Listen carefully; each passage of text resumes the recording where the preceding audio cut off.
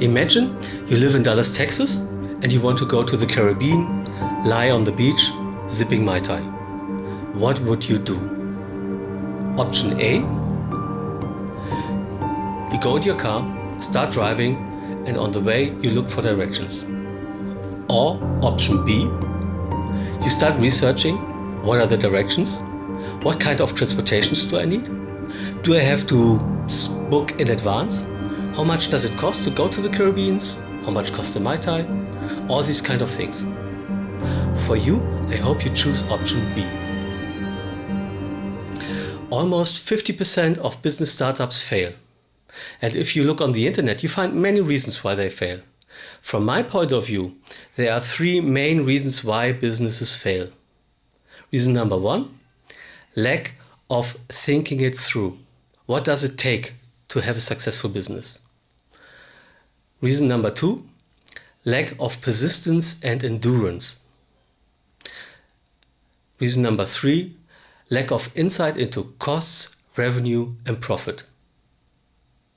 In one of the previous videos, I told you that you need 4 ingredients: a business case, like selling water in the desert, a business model that gives you constant recurring revenue, a digital business platform that allows you to scale and automate routine tasks, and operational excellence that enables you to deliver high quality constantly. In this video, I will give you a business template that helps you thinking your business idea through to avoid common mistakes. Let's get started.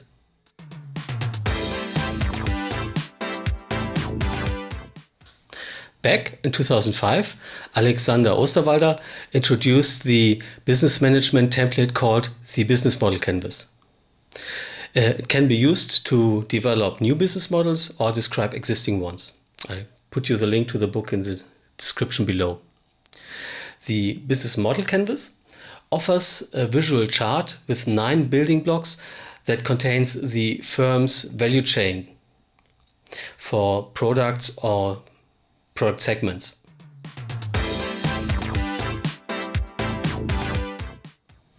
The first building block is the customer segment.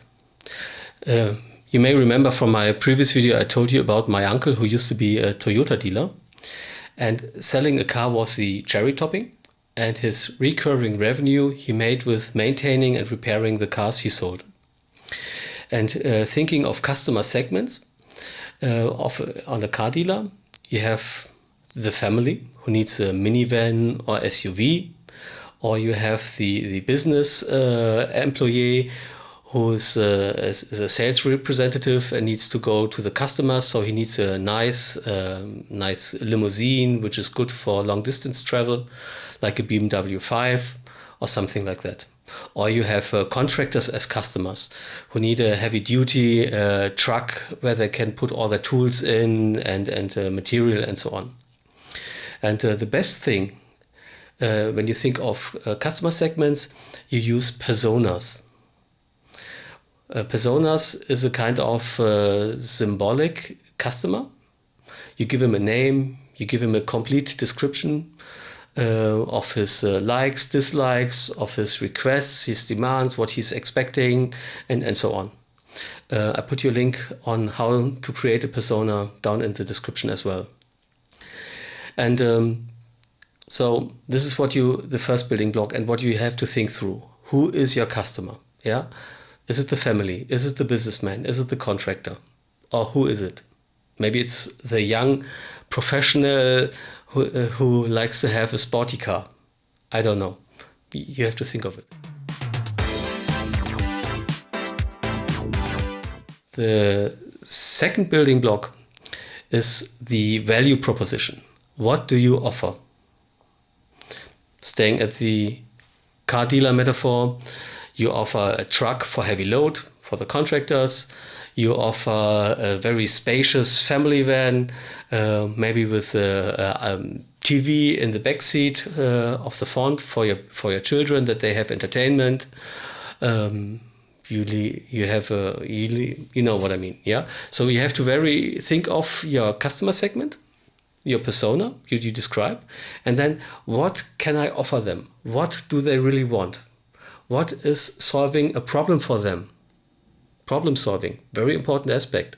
Yeah, and think this is exactly what they need.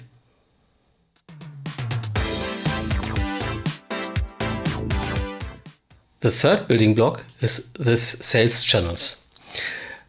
How do you deliver your value proposition effectively and costly to your customers?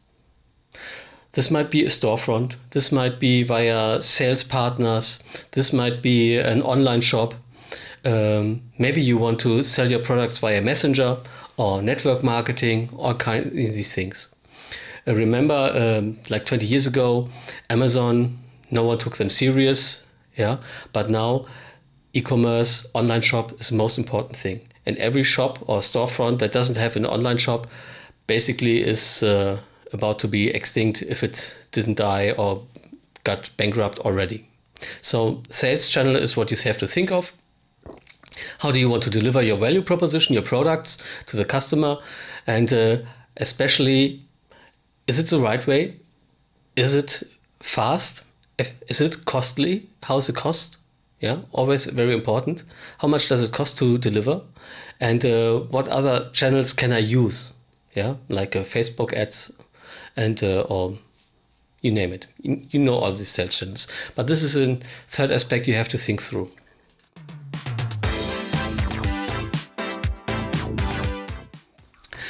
The fourth building block is customer relationship. The customer relationship ensures the survival and success of your business. If you don't have a relationship with your customers, you have no customers, and then you have no business. So you have to think carefully, what kind of relationship do you want to have with your customers? And there are three aspects you have to take into account. Number one, how do I attract new customers? Number two, how do I make sure that the customers continue to buy from you and using your service? And number three, how to make more revenue with your existing customers. In one of the earlier videos, I told you about Rolls-Royce turbine engines, that they don't sell the engines to Boeing or Airbus, but they lease the turbine engines to the airlines. And that makes sure that the turbine engines are maintained by Rolls-Royce and they have a recurring revenue. And of course, they do a lot of research and development, that they have state-of-the-art turbine engines, so that they make sure that they are not replaced by other turbine engine producers.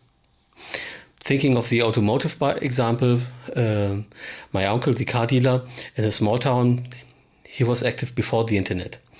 And for him, customer relationship was knowing the people. He went to a lot of sports events, carnivals. He went into the city center, into the cafes and talked to the people. He was not waiting in his dealership for people to come, but he was a kind of active community member.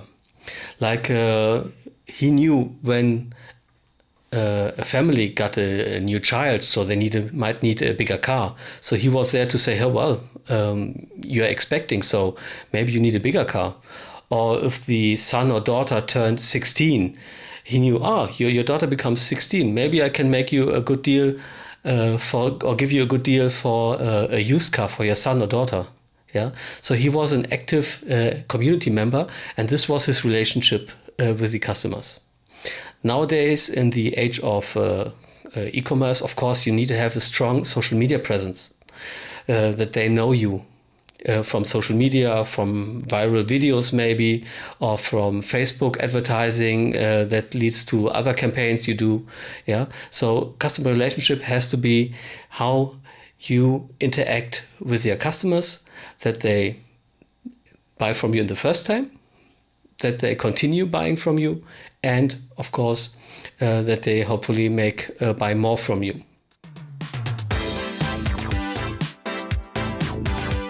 Your revenue source.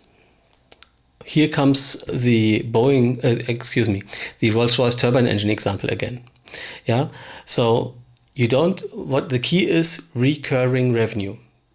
Yeah, you don't want to do hit and run like with dropshipping.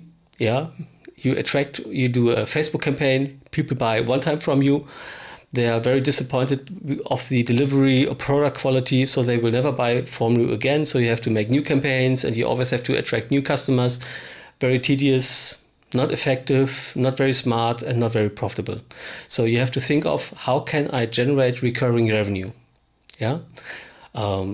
Maybe if you are a supermarket, you create a chocolate subscription, or I don't know. Yeah, but think carefully. What you want is recurring revenue. I can't emphasize often enough. Recurring revenue is the success of your business. If you always have to look for new customers, that will kill you. Yeah, and then design your pricing or your product model, your business model accordingly. Next building block are key resources. What are the most important resources you have? Like staying with my uncle for his dealership and garage, the number of mechanics or the lifts where you can put cars on. This was the key resource for repairing the cars, because almost every car needs to go on a lift when you want to repair it. So you had 3 or 4 lifts, yeah, and this was a limiting factor. So if he wanted to grow, of course, first he has to find the customer, but then he also has to extend his key resource, like the lifts and the mechanics for that.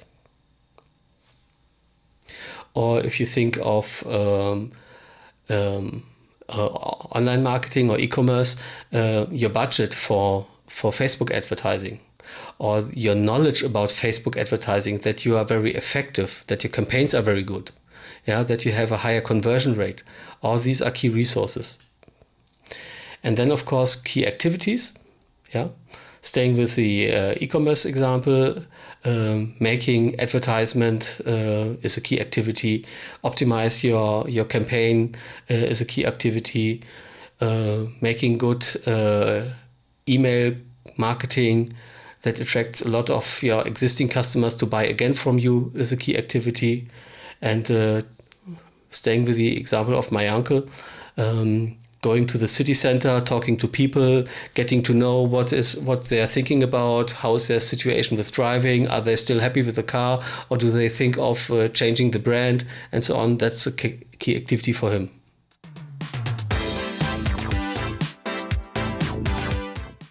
Last but not least, or it's almost the final, is key partners. Nobody can do everything by himself. Well, in most cases. Yeah, so you need partners, and you have to think of what are the key partners you need. What are the most important partners you have? Like if you have if you rent out apartments, yeah, you need a key partner is the repair contractor that maintains the apartments. Yeah, that you have no complaints. Or if you run a hotel, for example, that you have a good cleaning crew, and maybe your cleaning crew is not hired by you, but you have a partner who is doing that. Or all kinds of other things. Key partners is what you have to think of. And if you start a business, very often people think, yeah, I go to these startup events and I look for other people, and maybe I can partner with them, and so on. But from my experience, going to a startup event and looking for partners is not a good idea, because you have no business, the other startups have no business, and you want to partner with no business. That's not a good idea. So what you want is partners who are extremely competent and have a lot of experience in business, that they can lift you up, that they can promote your business from an operational excellence point of view. Yeah, so key partner is what you have to think of.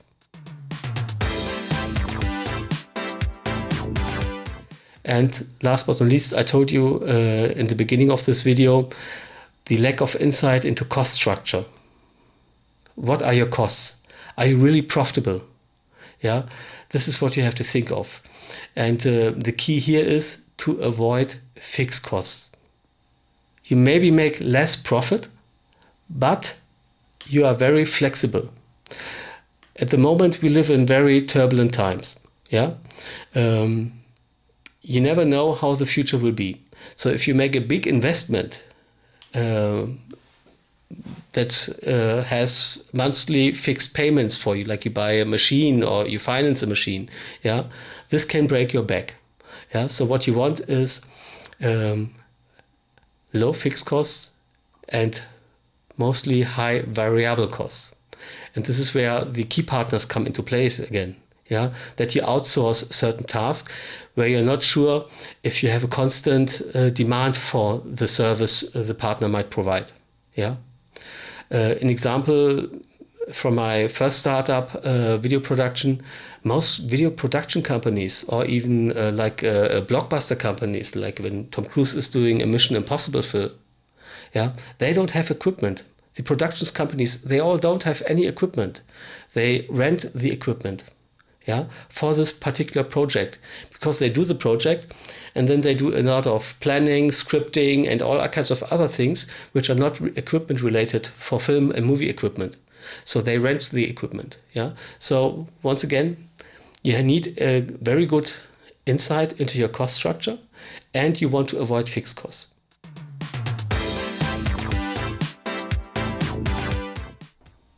A more practical visualization of the business model canvas is this one. You find it on the internet everywhere, and I will also put you a link in the description. And the nice thing is you can use sticky notes. You can print it out and put physical sticky notes on it, or you can use it for Miro or other tools and put digital sticky notes on it. What are my personas? What are my relationships? What is or characterizing my relationship? What is the channel? How I deliver and these kind of things.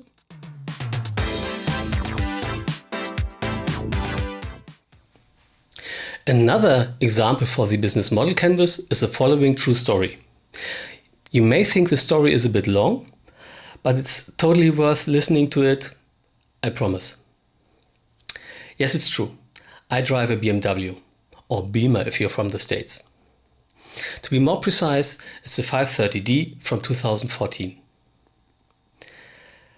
The car is everything BMW promised. It's pure driving pleasure, especially on the German Autobahn. I love the car so much, I even had a special keyring made for it. If I drive long distance, more than 300 miles. So I go up early in the morning when the roads are empty, because I want to go 100 miles per hour to get fast on the German Autobahn and get the distance. And going more than 100 miles per hour over 4 hours in the BMW, it's not even exhausting. It's so much fun. I reach my target quick and relaxed. But after 170,000 miles, the oil consumptions went up tremendously. The distance between maximum oil level and minimum oil level is 250 miles. So given that I go a long distance, I have to carry an oil canister in my trunk and refill it on the way. So I had to get it repaired. There's no way around it. Overhauling an internal combustion engine is a delicate thing because of the micrometer measurements you have to get right. Many garages claim to be able to, but they don't manage, and the damage they can to your engine is tremendous. For this reason, my garage doesn't want to do it. And so I had to look up to find a professional and reliable engine shop that is capable of overhauling my BMW engine. I ended up finding two promising candidates. One was H2 Motors and another one. H2 Motors, they have a very good social media channel on YouTube. I put you the link down in the description. And The bad thing is they have a 6 months waiting list. And I don't want to wait 6 months. And the other engine shop, they said, well, you can bring your car along. We will fix it. We have a lot of experience. We have a good reputation. Don't worry, you get it fixed. How can it be? One engine shop has a 6 months waiting list and the other engine shops can repair it right away. That should have made me suspicious. But I didn't want to wait 6 months and they have a good reputation. So I brought my car to them. Long story short, they put me off all the time. After 2 months, I drove there, gave them a surprise visit, thinking of, okay, I take the car back again because nothing is happening. Or maybe they sold the car and brought it to Poland or somewhere else in Europe. But when I arrived there, they did a test drive, they had it on the lift, and we had a good conversation again. I told you, the owner is a sweet talker. And so I left it there. Another 6 months later, not months, 6 weeks later, I got a call. Yes, we now find the reason why the oil consumption is so high. And they gave me a quote on how much it cost. And it was a 5-figure digit or 5-figure number. Yeah. So 5-figure, that's quite some money. So I wanted to have a second opinion. And I took the quote to my garage to talk with them. And they recommended to me not to repair the engine in the first place. And we had a conversation about it, that I actually want to drive carefree BMW, have go the 100 miles per hour, drive long distance without an oil canister. So his recommendation was not to repair the car and take the repair money as a down payment or as a lease or finance installment for the new car. So I did that. I drove to the BMW dealer, which is closest to me. The sales representative greeted me in his nice office, leather couch, multimedia setup. He listened 30 minutes to my situation about the broken engine and that the repair shop is not so reliable or doesn't give me a good feeling because they postponed or missed all deadlines and all these kind of things. So I sit relaxed in my chair. On the 4K screen, he shows me already available models. He's doing some financial modeling, what the monthly rate would be, and so on. And we agree on making a test drive. And the cool thing is, he must think I'm a sure shot. Yeah, because of my situation. So he gave me the car for test drive early in the morning, and I can bring it back the next day with unlimited mileage. So he must have been very convinced that I'm a done deal, that I will buy the car. So we agreed on a test drive next week because the car I was supposed to drive was not at this dealer location, but on a different one. So he had to bring the car over.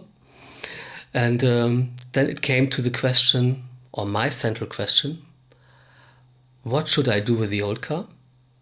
How much money do I get for the old car? And this is what he answered. Well, I can't help you there. Maybe you advertise it on eBay Motors and sell it on your own.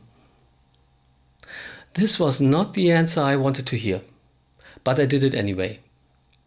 And I got a number of responses from people that eBay qualified or classified as fraudulent.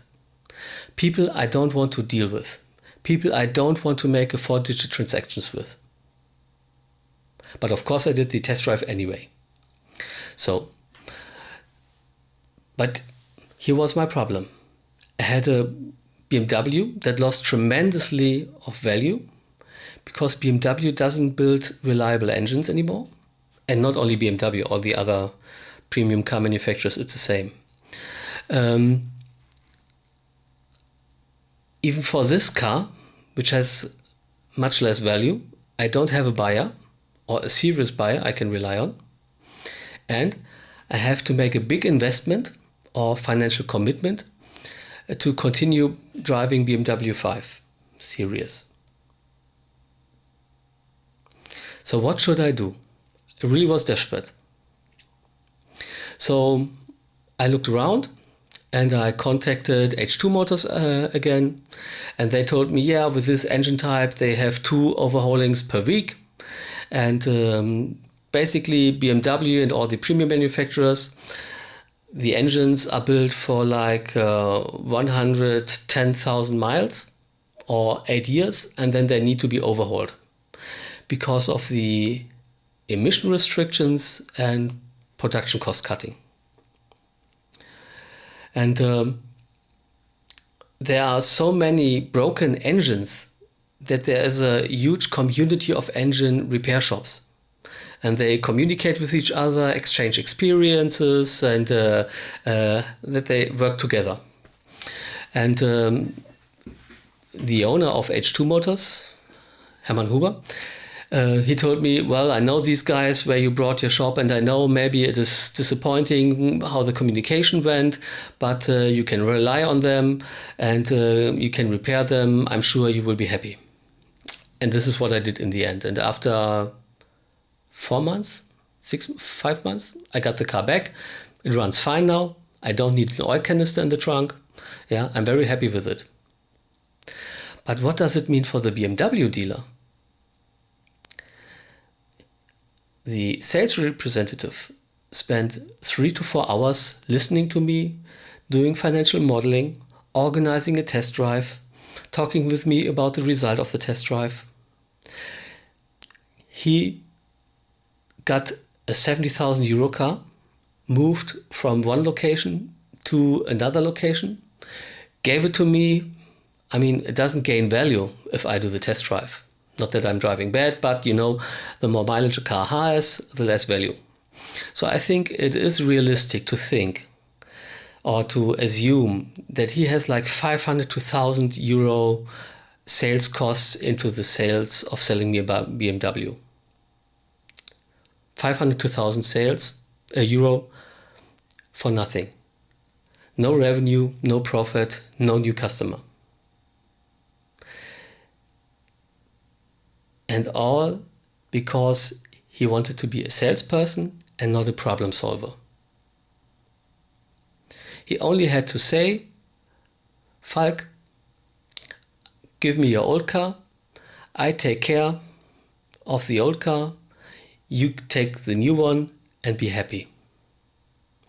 I was very desperate. He had me on this hook. I was so desperate. I wasn't price sensitive. If he said, well, I can only give you like 5,000 euro for the old one and we take this as a down payment to the new one, I would have accepted it. If he would have said 4,000 euro, I would have accepted it too, because I just wanted to get rid of my problem. But this is not what he did. He said, well, we don't want to deal with the old car. And this is so stupid because there is a huge number of car dealers who deal with these broken cars. They ship them to Africa, to Eastern Europe, and everywhere in the world where they are happy to have such a car. He only had to call one of these dealers, but he didn't.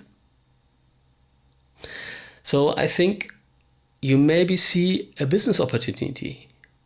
Let's assume he would have done it in a different way.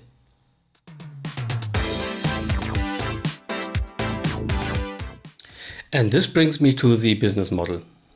How about we make a business model for people like me?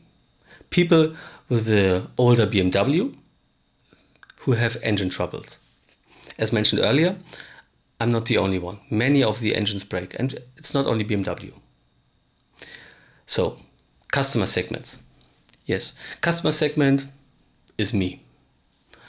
I have an older BMW who's 6 to 8 or 10 years old, more than 100,000 miles on the clock, and I'm the perfect target.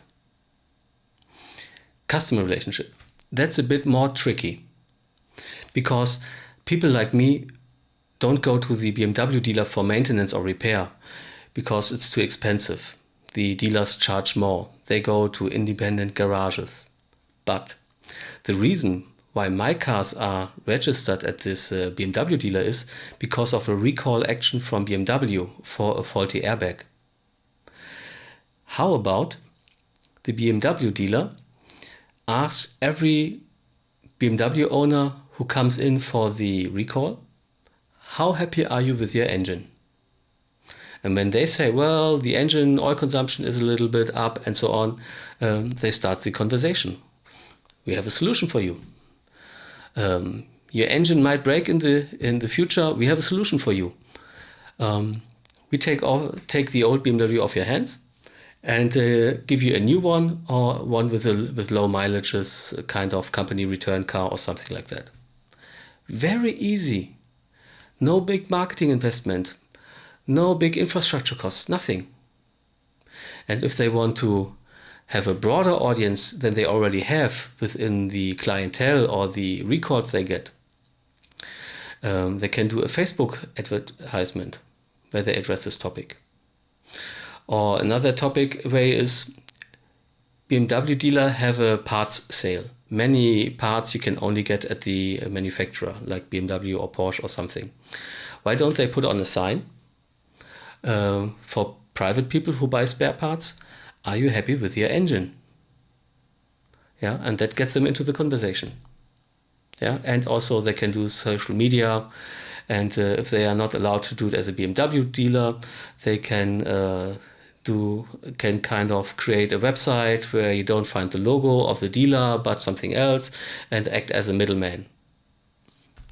Sales channel is delivering the value proposition. And the value proposition, delivering the car, giving them a new car, they use the infrastructure they have in place, the showroom, and all these kind of things. Value proposition, this is the tricky part. As I said, I just wanted to get rid of my old car because I don't want to have trouble. I don't want to have hassle. I don't want to have the risk that the repaired engine breaks in 50,000 kilometers again. Yeah, so the value proposition is your engine makes trouble. That can happen. We give you a new car or an almost new car where you have no problem and you can drive on like you do. Very simple. And the good thing about that is, I told you that people with older BMWs don't go to the dealer and have it repaired there. If they get a new car or almost new car, the car still has warranty. And to keep this warranty, they have to have it repaired at the BMW dealer. So that gives them, on top of the sale of the car, gives them additional revenue for maintenance for the garage, which brings us to the revenue streams. As I always say, recurring revenue is the most important aspect of your business.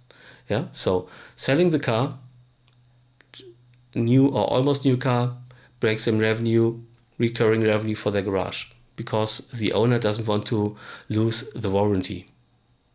Key resources, of course, is the salesperson who is doing the talking with the customer. Key activities is price quotes, doing price quotes, and so on.